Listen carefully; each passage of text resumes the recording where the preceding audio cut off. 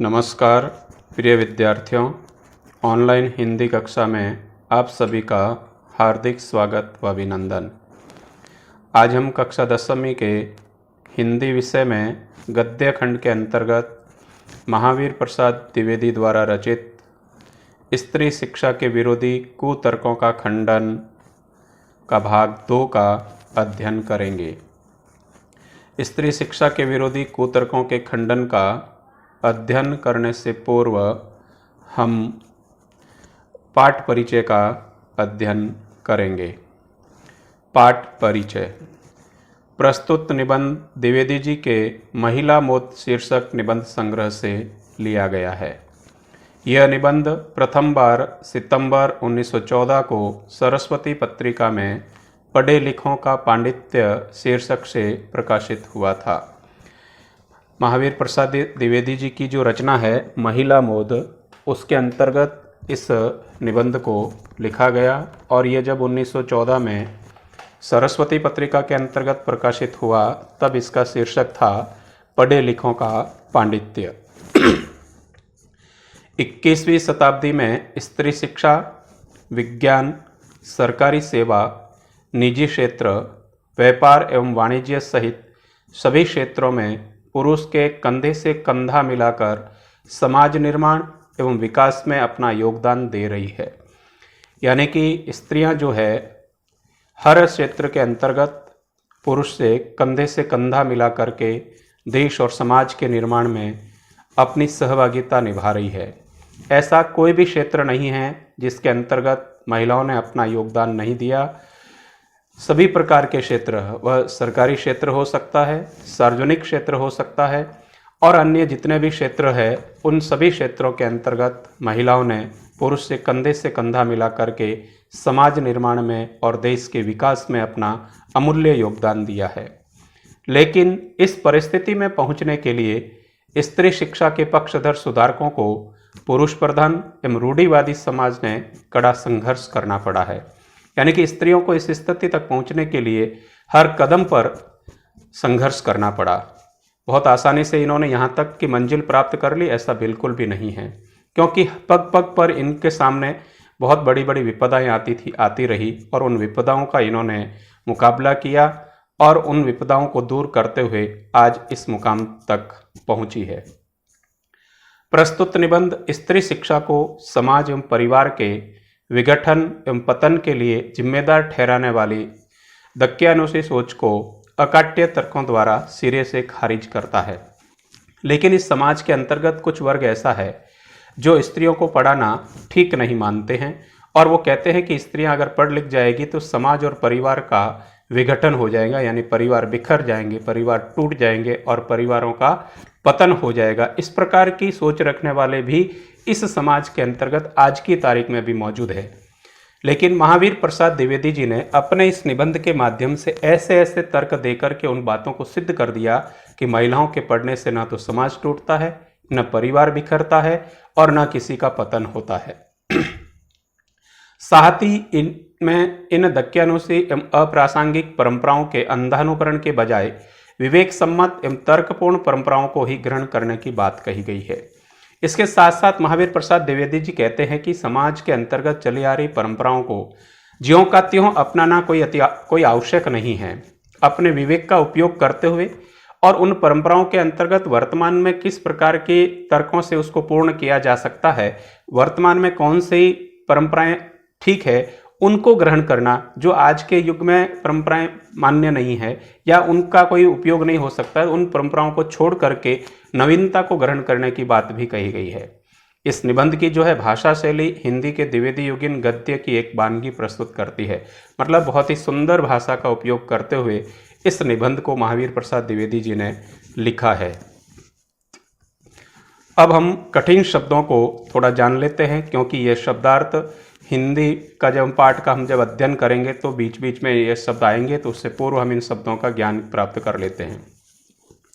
विद्यमान यानी उपस्थित, कुमार्गगामी बुरी राह पर चलने वाला, सुमार्गगामी अच्छी राह पर चलने वाले, अधार्मिक धर्म से संबंध न रखने वाला, धर्म तत्व धर्म का सार, दलीलें यानी तर्क, अनर्थ बुरा या अर्थहीन, अपढ़ों यानी अनपढ़ों, उपेक्षा ध्यान न देना, प्राकृत एक प्राचीन भाषा, वेदांतवादिनी वेदांत दर्शन कर पर बोलने वाली, दर्शक ग्रंथ जानकारी देने वाली या दिखाने वाली पुस्तकें, तत्कालीन उस समय का, तर्कशास्त्रज्ञता तर्कशास्त्र को जानना, न्यायशीलता न्याय के अनुसार आचरण करना, कुतर्क अनुचित तर्क, खंडन दूसरे के मत का युक्तिपूर्वक निराकरण, प्रगल्भ प्रतिभावान, नामोल्लेख नाम का उल्लेख करना, आदृत आदर या सम्मान पाया या सम्मानित, विज्ञ समझदार विद्वान, ब्रह्मवादी वेद पढ़ने पढ़ाने वाला, दुराचार निंदनीय आचरण, सहधर्मचारिणी पत्नी, कालकूट जहर, पीयूष अमृत, दृष्टांत उदाहरण मिसाल, अल्पज्ञ थोड़ा जानने वाला, प्राककालीन पुरानी, व्यभिचार पाप, विक्षिप्त पागल, बात व्यथित बातों से दुखी होने वाले, ग्रहग्रस्त पाप ग्रह से प्रभावित, किंचित थोड़ा, दुर्वाक्य निंदा करने वाला वाक्य या बात, परित्यक्त पूरे तौर पर छोड़ा हुआ, मिथ्यावाद झूठी बात, कलंकारोपण दोष मढ़ना दोषी ठहराना, निर्भर्सना तिरस्कार निंदा, नीतिज्ञ नीति जानने वाला, हरगिज किसी हालत में, मुमानियत रोक मनाही, अभिज्ञता जानकारी ज्ञान, अपकार अहित। इन कठिन शब्दों के अतिरिक्त इस पाठ के अंतर्गत कुछ विशेष नामों का भी उल्लेख होगा। उन नामों के बारे में भी हम यहाँ पर थोड़ी विस्तृत जानकारी प्राप्त कर लेते हैं, जिसका हमने शीर्षक दिया है यह भी जाने। भवभूति संस्कृत के प्रधान नाटककार हैं। इनके 3 प्रसिद्ध ग्रंथ वीर रचित, उत्तर रामचरित और मालती माधव है। भवभूति करुण रस के प्रमुख लेखक है। विश्ववरा अत्रि गोत्र की स्त्री, यह ऋग्वेद के 5वें मंडल 28वें सूक्त की एक में से 6ठी ऋक की ऋषि थी। शीला कौरिंड्य मुनि की पत्नी का नाम।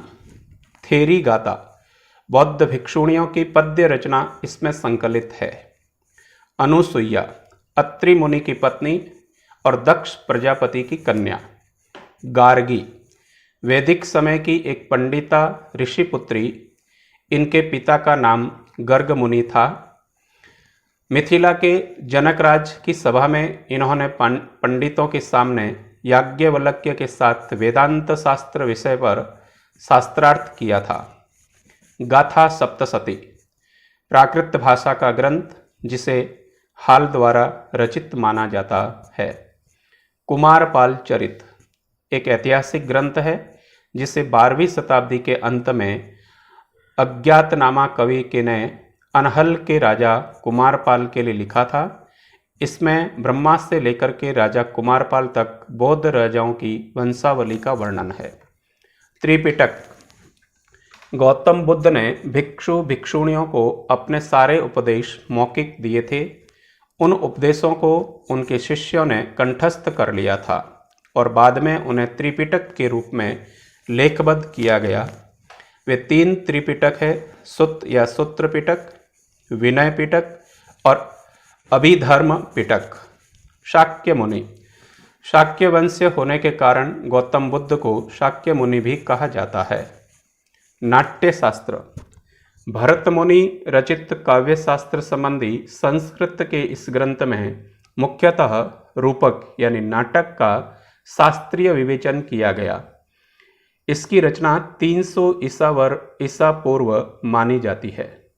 कालिदास संस्कृत के महान कवियों में कालिदास की गणना की जाती है। उन्होंने कुमार संभव, रघुवंश महाकाव्य, ऋतुसंहार, मेघदूत खंड काव्य, विक्रमोर्वश्य, मालविकाग्निमित्र और अभिज्ञान शाकुंतलम नाटक की रचना की है। तो इन विभिन्न प्रकार के जो शब्द है जो इस पाठ के अंतर्गत हमको पढ़ने को मिलेंगे, इसलिए इससे पूर्व ही हमने यहाँ पर इनकी सामान्य जानकारी प्राप्त करी, यह भी जाने के माध्यम से। अब हम आगे बढ़ते हैं पाठ की और मूल पाठ की और स्त्री शिक्षा के विरोधी कुतर्कों का खंडन। बड़े शोक की बात है, यानी कि बहुत ही दुख की बात है, आजकल भी ऐसे लोग विद्यमान हैं जो स्त्रियों को पढ़ाना उनके और गृह सुख के नाश का कारण समझते हैं। यानी कि कवि कह रहा है, लेखक कह रहा है कि वर्तमान के समय के अंतर्गत भी इस समाज के अंतर्गत ऐसे लोग आज भी विद्यमान हैं जो स्त्रियों को पढ़ाना श्रेष्ठ नहीं मानते हैं और कहते हैं कि अगर स्त्रियां पढ़ गई तो उनके घर का जो सुख है वह समाप्त हो जाएगा, सुख का नाश हो जाएगा। ये बड़े दुख की बात है आज के समय में इस प्रकार की बात कहना। और वो बात कहने वाले लोग भी ऐसे वैसे नहीं, सुशिक्षित लोग, ऐसे लोग जिन्होंने बड़े बड़े स्कूलों और शायद कॉलेजों में भी शिक्षा पाई है। यानी कि इस प्रकार की बात करने वाले, यानी स्त्रियों को पढ़ाने से घर का सुख समाप्त हो जाएगा, ऐसी बात करने वाले लोग कोई सामान्य लोग नहीं हैं, बल्कि वे सुशिक्षित लोग हैं, पढ़े लिखे लोग हैं और बड़े बड़े स्कूलों और कॉलेजों से उन्होंने शिक्षा प्राप्त की है। ऐसे लोग इस प्रकार की बात कहते हैं कि स्त्रियों को पढ़ाने से घर का नाश हो जाएगा। जो धर्मशास्त्र और संस्कृत के ग्रंथ साहित्य परिचय रखते हैं, मतलब धर्म की जानकारी रखते हैं, और उन संस्कृत के जो ग्रंथ है उन ग्रंथों के अंतर्गत, उन साहित्य के अंतर्गत स्त्रियों के बारे में क्या बात कही गई है उससे वो भली भांति परिचित है, उसके बाद में भी वो इस प्रकार की बात कहते हैं। और जिनका पेशा कुशिक्षितों को सुशिक्षित करना है, मतलब उनका काम भी है जो अशिक्षित है या बुरी शिक्षा उन्होंने प्राप्त कर ली है उसको वो सुशिक्षित बनाने का कार्य करते हैं। यानी कि अनपढ़ों को शिक्षित करने का कार्य करते हैं, कुमार्गगामियों को सुमार्गगामी बनाते हैं। यानी कि गलत रास्ते पर जो व्यक्ति चल पड़ता है उसको सही रास्ता दिखाने वाले जो लोग हैं, अधार्मिकों को धर्म तत्व समझाने वाले हैं, यानी कि धर्म के विपरीत आचरण करने वाले लोगों को धर्म का सार बताने वाले जो लोग हैं, इस प्रकार की शिक्षा देने वाले लोग स्वयं कहते हैं, वो खुद कहते हैं कि स्त्रियों को पढ़ाना उचित नहीं है। अगर वो पढ़ गई तो देश का, समाज का और अपने घर का विनाश कर देगी, घर की सारी सुख सुविधाएं जो है वो नष्ट हो जाएगी। ऐसा कहने वाले बहुत ही अच्छे और शिक्षित जो लोग हैं, जो दूसरों को राह दिखाने वाले लोग हैं, वो व्यक्ति इस प्रकार की बातें करते हैं।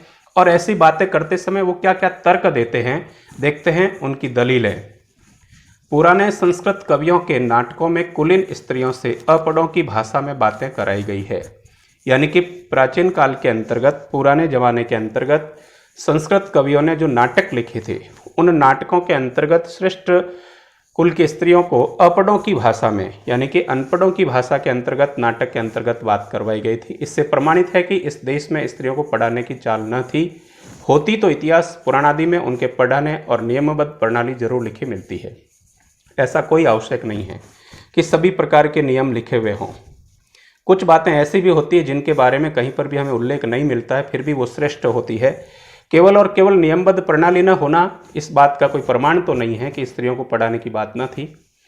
और अपढ़ों की भाषा में बात कराना यह भी सिद्ध नहीं करता कि स्त्रियों को पढ़ाने की वहाँ पर परंपरा नहीं थी, क्योंकि आज भी हम पढ़े लिखे लोग भी कई बार सामान्य बोलचाल की भाषा में बात कर लेते हैं, अनपढ़ों की भाषा में बात कर लेते हैं। तो उससे यह तो सिद्ध नहीं होता है कि पढ़ने लिखने की कोई बात न थी। दूसरा, वो तर्क देते हैं कि स्त्रियों को पढ़ाने से अनर्थ होते हैं, यानी कि स्त्रियां अगर पढ़ गई तो अनर्थ हो जाएंगे। शकुंतला इतना कम पढ़ी थी कि गंवारों की भाषा में मुश्किल से एक छोटा सा श्लोक वो लिख सकी थी। तो इस पर भी उसकी इस इतनी कम शिक्षा ने भी अनर्थ कर डाला। शकुंतला ने जो कटु वाक्य दुष्यंत को कहे वह इस पढ़ाई का ही दुष्परिणाम था। क्या स्त्रियों को पढ़ाने से ही अनर्थ होते हैं? पुरुषों के द्वारा किसी भी प्रकार का कोई अनर्थ नहीं होता है क्या? पुरुष पढ़ लिख करके कौन से सारे के सारे काम श्रेष्ठ ही करता है? उनके हाथ से भी तो कुछ न कुछ अनर्थ अवश्य होता होगा। और शकुंतला का जहां ये उदाहरण दिया गया है, तो अगर किसी व्यक्ति के द्वारा कोई गलत कार्य किया जाता है और उस गलत कार्य का अगर कोई जवाब दे दिया जाता है, कटुच शब्द उसको अगर बोल दिए जाते हैं, तो यह कोई अनर्थ की बात नहीं है। जिस प्रकार का प्रश्न होगा उस तरह का उत्तर तो सामने वाला देगा ही देगा। और उस उत्तर से अगर कुछ गलती, अगर सामने वाले को कुछ नुकसान होता है तो ये पढ़ने का दोष बिल्कुल भी नहीं हो सकता है। आज तो पढ़े लिखे लोग सबसे ज्यादा अनर्थ करते हैं, केवल और केवल स्त्रियां ही अनर्थ करती है, ऐसा बिल्कुल भी नहीं है। तीसरा वो तर्क देते हैं कि जिस भाषा में शकुंतला ने श्लोक रचा था वह अपढ़ों की भाषा थी, अतएव नागरिकों की भाषा की बात तो दूर रही, अपढ़ गंवारों की भी भाषा पढ़ाना स्त्रियों को बर्बाद करना है। यहाँ तक कि पढ़े लिखे लोग कहते हैं कि उनको तो ग्रामीण गंवारों की भाषा भी पढ़ाना श्रेष्ठ नहीं है, अच्छा नहीं है। ऐसे तर्क देने वाले हैं सुशिक्षित लोग, जो स्त्रियों को पढ़ाना भी उचित नहीं मानते हैं। इस तरह की दलीलों का सबसे अधिक प्रभावशाली उत्तर उपेक्षा ही है और कोई उत्तर नहीं हो सकता है, केवल और केवल उनकी उपेक्षा करना। आज की आधी आबादी अगर है तो वह स्त्रियों की है, तथापि हम 2-4 बातें लिख देते हैं। इन तर्कों को सुनने के बाद, पढ़ने के बाद महावीर प्रसाद द्विवेदी जी अपने अकाट्य तर्कों से इन सभी प्रश्नों का उत्तर देते हुए वो अपनी बात को आगे बढ़ाते हैं और लिखते हैं, नाटकों में स्त्रियों का प्राकृत बोलना उनके अपढ़ होने का प्रमाण नहीं है। अधिक से अधिक इतना ही कहा जा सकता है कि वे संस्कृत न बोल सकती थी। संस्कृत न बोल सकना न अनपढ़ होने का सबूत है और न गंवार होने का, यानी कि किसी एक भाषा को न जान लेने से कोई अनपढ़ नहीं हो सकता है। मान लीजिए आप हिंदी जानते हैं और कन्नड़ नहीं जानते हैं, तो इसका मतलब ये तो नहीं हुआ कि आप अनपढ़ हो गए। कन्नड़ नहीं आती तो नहीं आती है, तो उस समय जो स्त्रियां संस्कृत नहीं बोलती थी तो नहीं बोलती थी, उसमें कौन सी ऐसी बात हो गई कि वो अनपढ़ है। अच्छा, तो उत्तर रामचरित में ऋषियों की वेदांतवादिनी पत्नियां कौन सी भाषा बोलती थी? उनकी संस्कृत क्या कोई गंवारी संस्कृत थी? भवभूति और कालिदास आदि के नाटक जिस जमाने के हैं, उस जमाने में शिक्षितों का समस्त समुदाय संस्कृत ही बोलता था। इसका प्रमाण पहले कोई दे ले, तब प्राकृत बोलने वाली स्त्रियों को अपढ़ बताने का साहस करे। यानी कि संस्कृत बोलना और न बोलने वालों के बारे में भी अगर वो ठीक से बता दे, फिर हम प्राकृत की बात करेंगे, ऐसा बिल्कुल भी नहीं है। इसका क्या सबूत है कि उस जमाने में बोलचाल की भाषा प्राकृत न थी? यानी कि बोलचाल की भाषा प्राकृत थी, साहित्य रचना हो सकता है संस्कृत के अंतर्गत होती होगी, लेकिन संस्कृत न जानना अनपढ़ होने का प्रमाण बिल्कुल भी नहीं हो सकता। सबूत तो प्राकृत के चलन के भी मिलते हैं। प्राकृत यदि उस समय की प्रचलित भाषा न होती तो बौद्धों तथा जैनों के हजारों ग्रंथ उनमें क्यों लिखे जाते, और भगवान शाक्य मुनि तथा उनके चेले प्राकृत में ही क्यों उपदेश देते? बुद्धों के त्रिपिटक ग्रंथ की रचना प्राकृत में किए जाने का एकमात्र कारण यही है कि उस जमाने में प्राकृत ही सर्वसाधारण की भाषा थी। यानी कि जितने भी ऋषि मुनि हुए थे इस देश के अंतर्गत, और जितने भी समाज सुधार का कार्य करने वाले लोग थे, उन सभी लोगों ने उस जमाने में जिस भाषा का सर्वाधिक प्रयोग होता था, या आम आदमी जिस भाषा को सबसे ज़्यादा जानता था, उसी भाषा में वो उपदेश दिया करते थे, ताकि आम आदमी को उनकी बात आसानी से समझ में आ जाए। तो उस भाषा में उपदेश दे देने से मात्र ये तो नहीं कहा जा सकता कि वो तो अनपढ़ थे, क्योंकि उस समय जो भाषा चलती थी उस भाषा में अगर वो अपनी बात रखते हैं तो वह अपढ़ होने का या अनपढ़ होने का प्रमाण नहीं है। अतएव प्राकृत बोलना और लिखना अपढ़ और अशिक्षित होने का चिन्ह नहीं है। जिन पंडितों ने गाथा सप्तशती, सेतुबंध महाकाव्य और कुमारपाल चरित आदि ग्रंथ प्राकृत में बनाए हैं, वे यदि अपढ़ और गंवार थे तो हिंदी के प्रसिद्ध से प्रसिद्ध भी अखबार का संपादक इस जमाने में अपढ़ और गंवार कहा जा सकता है। यानी कि इस प्रकार के श्रेष्ठ ग्रंथों की रचना करना और उनकी भाषा को प्राकृत के अंतर्गत रखना, प्राकृत में उन श्रेष्ठ महाकाव्यों की रचना करना, अगर उसको अनपढ़ों की भाषा माना जाएगा तो वर्तमान में जो खड़ी बोली हिंदी में जो प्रकाशित होने वाले अखबार है और उसके जो संपादक है वो भी अनपढ़ और गंवार ही कहे जा सकते हैं, क्योंकि वह अपने जमाने की प्रचलित भाषा में अखबार लिखता है। हिंदी, बांग्ला आदि भाषाएं आजकल की प्राकृत है। शौरसैनी, मागधी, महाराष्ट्री और पाली आदि भाषाएं उस जमाने की थी। प्राकृत पढ़कर भी उस जमाने के लोग उसी तरह सभ्य, शिक्षित और पंडित हो सकते थे जिस तरह की हिंदी, बांग्ला, मराठी आदि भाषाएं पढ़कर इस जमाने में हम हो सकते हैं। फिर प्राकृत बोलना अपढ़ होने का सबूत है, ये बात कैसे मानी जा सकती है? यानी कि जिस जमाने में जो भाषा चलती थी उसी भाषा में उपदेश देना, साहित्य रचना करना और अपनी बात को अभिव्यक्त करना, ये कोई अपढ़ या गंवारों की भाषा नहीं हो सकती है। क्योंकि अत्यधिक मात्रा में या सर्वाधिक मात्रा में उपयोग होने वाली भाषा अगर कोई होती है तो उस भाषा में अपनी बात कहना यह अपढ़ होने का बिल्कुल भी प्रमाण नहीं है, ऐसा हम मान भी नहीं सकते। शेष पाठ का अध्ययन हम अगले वीडियो में करेंगे। तब तक जय हिंद, जय भारत।